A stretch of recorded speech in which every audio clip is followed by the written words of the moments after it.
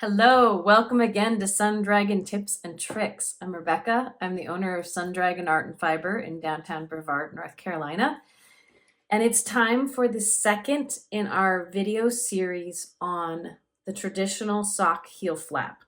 So I am currently making my second Rose City roller by Mara Catherine Briner. A traditional cuff down heel is often broken into three parts. I have a video where I map it out on my whiteboards and I color code it and everything. And we are working on the second part with this video. I've already made my heel flap and I'm about to do the heel turn. That is going to give the very bottom of the heel. It's going to take what is flat right now and make it rounded. So this spot right here is going to become the rounded back of the heel. Think of what's like right underneath. If we think about this, the flap is here, and right under here, we're going to turn in the rectangle that we've made and make it rounded. So let's get to it. All right, I still have half my stitches on one needle at the end of the heel flap. And I have the other half of my round stitches that I started with are way down, way far away from the end of the heel flap. The yarn is at the end of the heel flap. That's where we're going to start today. So this heel turn, usually the heel turn, we're going to be doing short rows. We're not going to be going across the entire thing. We're going to go a little past the center. Each pattern will have you go a different number of stitches past the center. Some will be really pointy and some will be wider, but you'll be going past the center, and then we'll start working back and forth and going slowly further out as we go. Now, some people hear short rows, as Mara mentions in her pattern, and freak out. These short rows do not involve wraps and turns. They may involve some slip stitches and some decreases that are going to pull things together and make that turn for us. So let's hop to it. Again, I am meaning this to be in conjunction with the pattern and not replacing it. And depending on the size of sock that you're making, the numbers will be different here for the heel turn. So look at the right side instructions for row 1, and it's going to tell you to knit a certain number, which should take you 3 to 5 stitches past the center. So the number of stitches you're knitting will not be the entire row, but it also will be a little bit more than half of the stitches on your needle. So knit that number of stitches.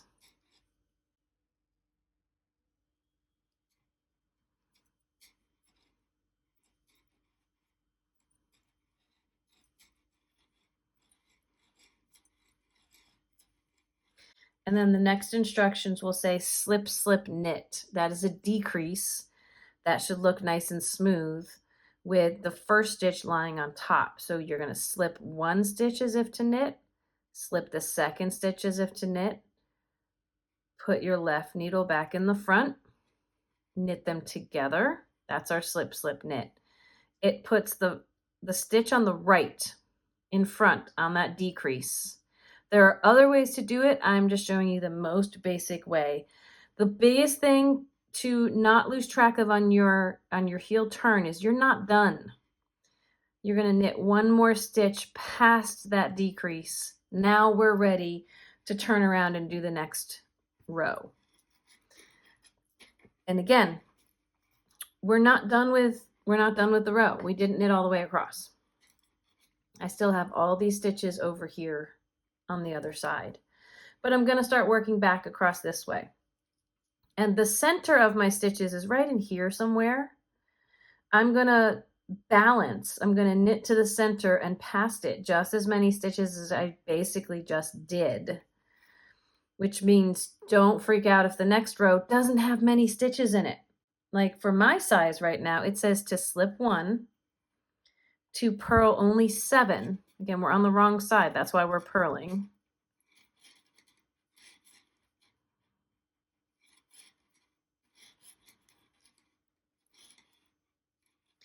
On this inside row where there was a decrease over here, we're also going to have a decrease over here. We're going to purl 2 together. So that's just putting your needle into the front of 2 stitches instead of just 1 and purling them together. Now, be careful, we're not done. Don't just assume, hey, I did the complicated part, we're done. We're purling 1 more, and then we're turning around.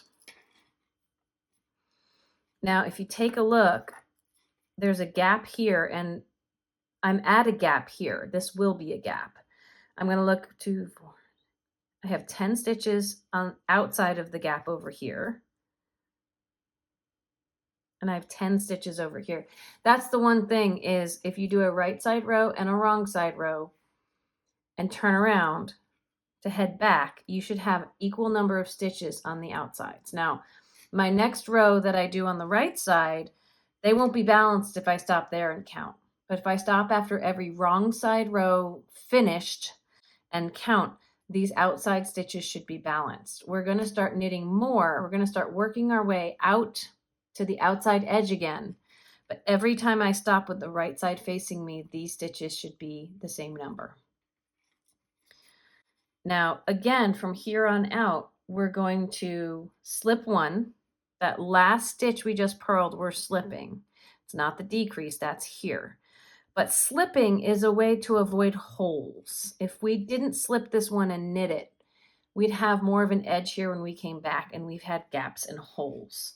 So knit the next number that they say to knit, which probably is going to be 1 more than you just purled. The other thing it should do, I'm going to double check. Here's my slip stitch. If things go right, the other thing it should do is you should be 1 stitch away from the gap here. So that when you do your next slip, slip, knit, one of the slip stitches is on one side of the gap and one of the slip stitches is on the other side of the gap. So your decrease is right over that gap when you knit those together. Remember, you're not done. You want to knit 1 more and then you're done.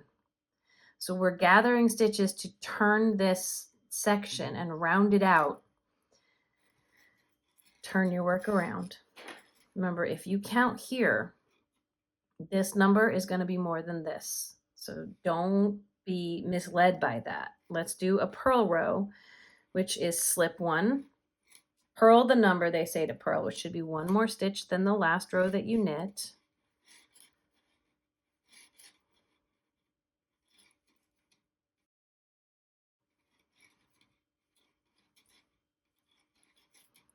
The other way to check it is you should be 1 stitch before this gap over here.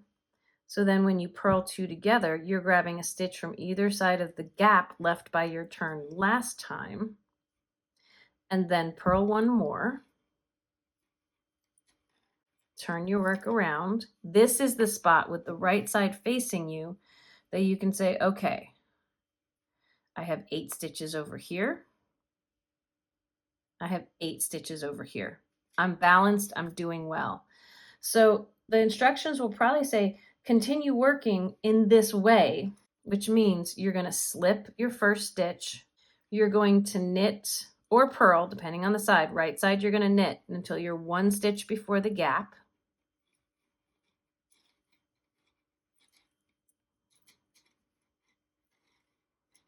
And pay attention because you'll see it. There's my gap. I have 2 stitches. I can knit 1 more. Then do your decrease, which on this side is a slip, slip, knit. You should be taking 1 strand from either side, 1 loop from either side of that gap and combining them. And then on this side, knit 1 more. Turn it around. I'm going to slip the first stitch. I'm going to purl to 1 stitch before the gap.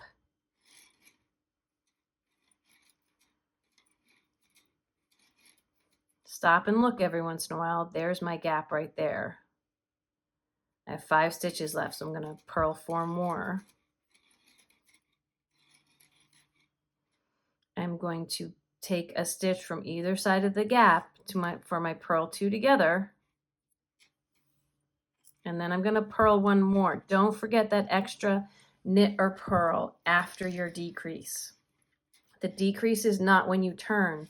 You knit or purl one more. I'm going to flip around to the right side with all my V's, slip one,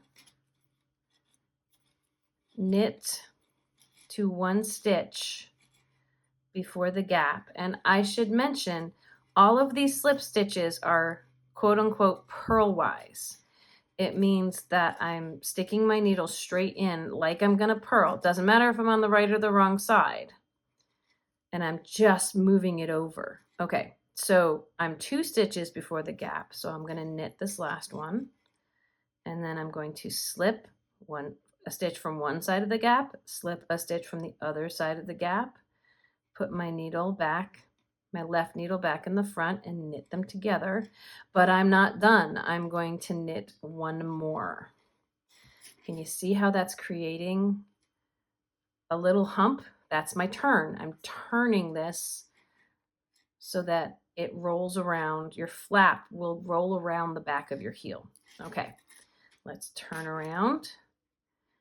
Slip one stitch purlwise. I slip purlwise on the knit side too. It just means it's not twisting your stitch that you're slipping. I'm going to purl to one stitch before the gap. It means every once in a while, because that's under my thumb, I can stop and look. I have 3 stitches left. Right now, it's really visible because they're different colors, right? Because there's the gap. Let me do 2 more stitches. I'm 1 stitch before the gap, so I can grab a stitch from either side of the gap as a purl stitch to purl 2 together. And again, remember, you want to purl 1 more after that. Don't stop with the complicated one. Give it 1 more stitch. Now, if I turn around and take a look, I have 4 stitches over here, and that gap we can see because it's between purple and pink. I have 4 stitches. Should be balanced. Even though I'm on the knit side, I'm going to slip this purlwise, which just means knitwise would twist it. Purlwise just moves it over. Let's knit to 1 stitch before the gap. These rows will get longer as you go.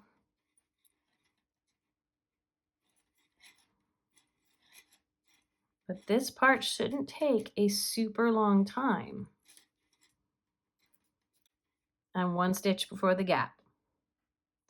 Slip from one side, slip from the other side. I am slipping those knitwise. That is the one exception from the rule, is when you are doing a decrease like this, and we're going to knit them together. But I'm not done. I need to knit 1 more to be done. Flip it around, slip 1, purl to 1 stitch before the gap. We are getting very close to being done with this. This heel turn is probably the shortest part of these 3 sections.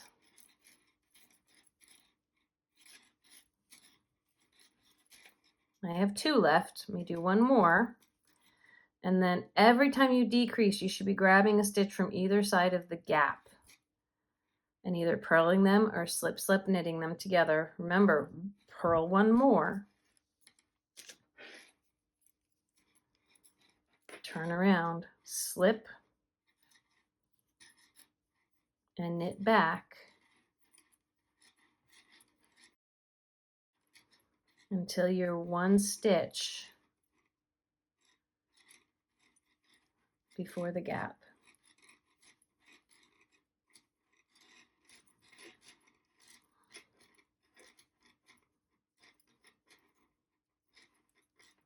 There we go. Slip, slip. Those are slipped knitwise. When you're only slipping 1 at a time, you do it purlwise, or follow the instructions. A slip, slip, knit. I want to slip them knitwise and knit them together. This time knitting 1 more takes me to the end. Sometimes when you do this, the slip, slip, knit or the purl 2 together will bring you to the edge, and that's okay. Whatever you do should be balanced, so it should work out the same way on this other side. So again, I'm going to slip that first stitch and I'm going to purl to 1 stitch before the gap.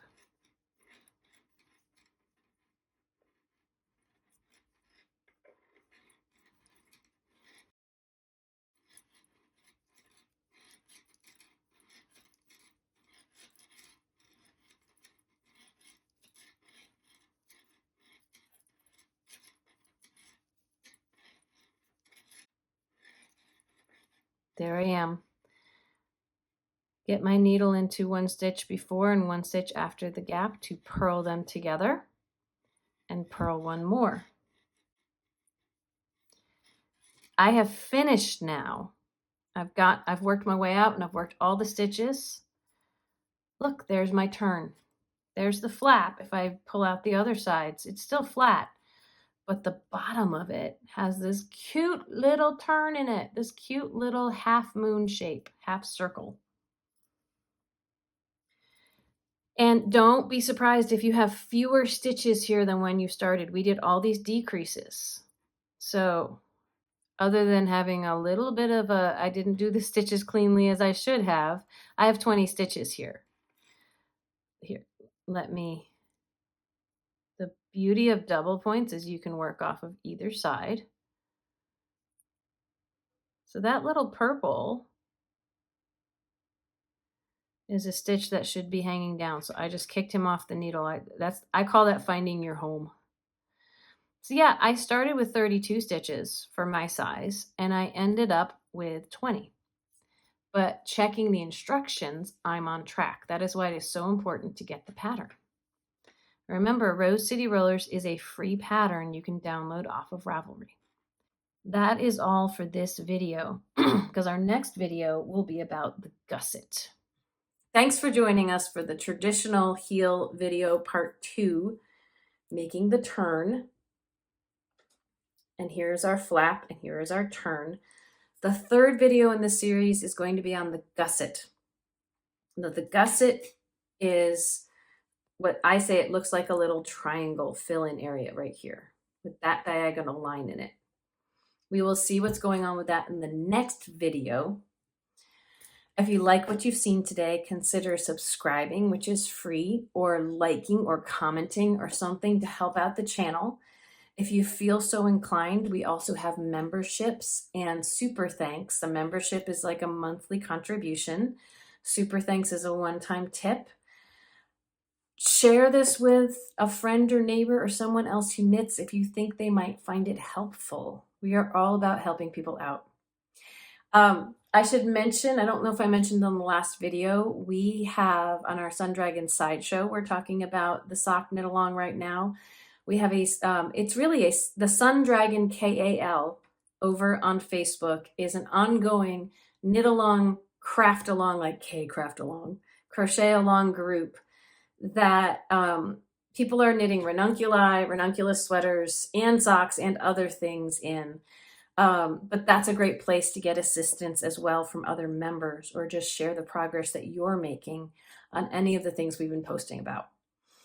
Thanks again for watching, and may your crafting be filled with joy and confidence. Bye-bye now.